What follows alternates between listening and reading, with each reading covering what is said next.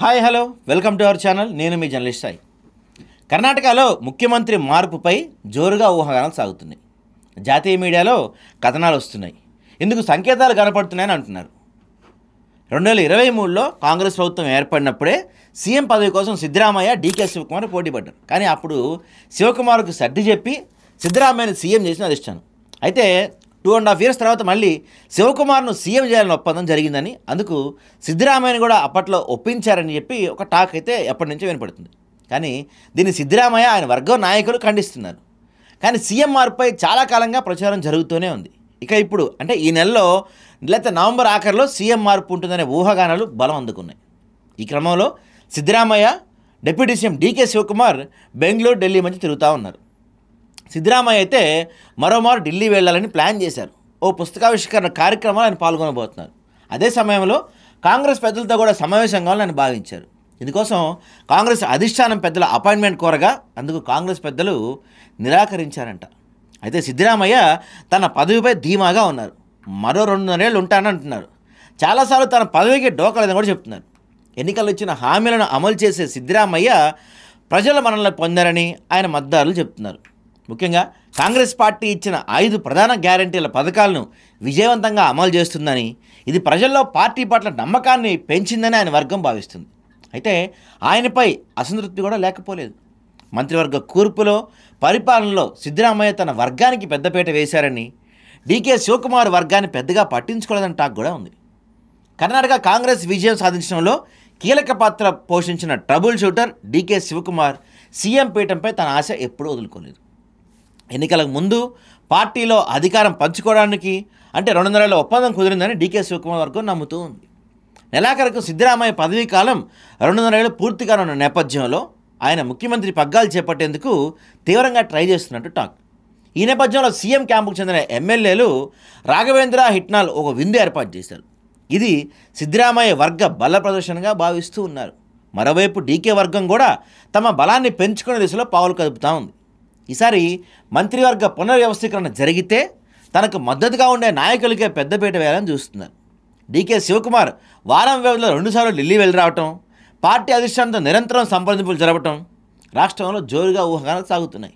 మరి డీకే శివకుమార్కు ముఖ్యమంత్రి పీఠం అప్పగించేందుకు హైకమాండ్ సానుకూలంగా ఉందనే ప్రచారం కూడా సాగుతుంది. ముఖ్యమంత్రి మార్పుపై అధిష్టానందే తుది నిర్ణయమని కర్ణాటక కాంగ్రెస్ నేతలు చెప్తున్నారు. పార్టీ అధ్యక్షుడు మల్లికార్జున్ ఖర్గే, ప్రధాన కార్యదర్శి కేసీ వేణుగోపాల్ వంటి కీలక నేతలు కూడా ఇదే విషయాన్ని నొక్కి చెప్తున్నారు. బీహార్ ఎన్నికల ఫలితాలు వచ్చిన వెంటనే రాహుల్ గాంధీ విదేశీ టూర్లు వెళ్ళిపోతారు. ఆయన లేకుండానే కీలక నిర్ణయాలు తీసుకునే ఛాన్స్ లేదు. కాబట్టి ఈ నెలాఖరులోనే ఎలాంటి నిర్ణయమైనా వెలువడే అవకాశం ఉంటుంది. బీహార్ ఫలితాల అనంతరం కర్ణాటకలో పెనుమార్పులు ఉండొచ్చని కాంగ్రెస్ నాయకులు చెప్తున్నారు. ఇటీవల సీఎం సిద్ధరామయ్య కుమారుడు యతీంద్ర చేసిన వ్యాఖ్యలు కలకలం రేపుతున్నాయి. సిద్ధరామయ్య తర్వాత రాష్ట్రంలో కాంగ్రెస్ నడిపించే నాయకత్వ లక్షణాలు జార్జి హోళీకి మాత్రమే ఉన్నాయని అన్నారు ఆయన. యతీంద్ర మాట్లాడుతూ సిద్ధరామయ్యకు 75 ఏళ్ళు దాటిన విషయాన్ని ప్రస్తావించారు. ప్రస్తుతం ఆయనకు వయసు పెరుగుతుంది, ఆరోగ్య సమస్యలు కూడా ఉన్నాయి. సుమారు 40 ఏళ్ల సుదీర్ఘ రాజకీయ జీవితంలో ఎన్నో పదవులు, బాధ్యతలు చూశారు. ముఖ్యమంత్రిగా సుదీర్ఘంగా పనిచేసిన తర్వాత ఆయన రాజకీయ జీవితం ఇప్పుడు ముగింపు దశకు చేరుకుందని నేను భావిస్తున్నా అని యతీంద్రే అన్నారు. ముఖ్యమంత్రి మార్పు గురించి వస్తున్న ఊహాగానాలపై యతీంద్ర క్లారిటీ ఇచ్చారు. మా నాన్న ఈ ఎన్నికల్లో పోటీ చేయడం ఆఖరని ఆయన స్పష్టం చేశారు. కానీ ఆయన ప్రజలకు సేవ చేయాలనే తపనతోనే ముఖ్యమంత్రిగా కొనసాగుతున్నారు. ఆయనకి ఇంకా శక్తి, ప్రజలకు సేవ చేయాలనే ఉద్దేశం ఉంది. కాబట్టి ఆయన ప్రస్తుత ముఖ్యమంత్రి పదవీ కాలాన్ని పూర్తి చేస్తారని నేను విశ్వసిస్తున్నా అని చెప్పి ఆయన చెప్పారు. సో యతీంద్ర వ్యాఖ్యలు ముఖ్యంగా కాంగ్రెస్ పార్టీలో ముఖ్యమంత్రి పదవి మార్పు, వారసత్వం గురించి జరుగుతున్న అంతర్గత చర్చలకు మరింత బలాన్ని ఇచ్చాయి. సిద్ధరామయ్య ఇప్పటికే 23 అసెంబ్లీ ఎన్నికలకు ముందే తనకి ఇదే చివరి ఎన్నికలని చెప్పారు. అయితే ఆ తర్వాత కుమారుడి వ్యాఖ్యలను సిద్ధరామయ్య కొట్టిపడేశారు అనుకోండి. యతీంద్ర సీఎం మార్పు గురించి ఏమీ అనలేదన్నారు. ఇదిలా ఉండగా సిద్ధరామయ్య ఎప్పుడు తన స్వస్థలం మైసూరు వచ్చినా విమానాశ్రయం వద్ద మీడియాతో మాట్లాడుతూ ఉంటాడు. ఆయనకు అలవాటు అది. అయితే ఫస్ట్ టైం ఆయన సోమవారం మైసూరు ఎయిర్పోర్ట్ వద్ద మీడియాతో మాట్లాడకుండా వెళ్ళిపోయారు. సో కర్ణాటక సీఎం మార్పు జరగనుందనే ఊహాగానాల నేపథ్యంలో సీఎం తొలిసారి మీడియాతో మాట్లాడకుండా వెళ్ళిపోయారు. సిద్ధరామయ్య మొదటిసారి ముఖ్యమంత్రి అయినప్పటి నుంచి అంటే దాదాపుగా ఆయన 2013 నుంచి ఎప్పుడు మైసూరు అడుగుపెట్టినా ఎయిర్పోర్ట్లో మీడియాతో మాట్లాడుతూ ఉంటారు. సీఎం తాజా షెడ్యూల్ ప్రకారం మైసూరు ఆయన 2 రోజులు పర్యటన జరుగుతున్నారు. సో మైసూరులో రాత్రి బస చేసి మంగళవారం మధ్యాహ్నం 12 గంటలకు తిరిగి బెంగళూరు బయలుదేరతారు.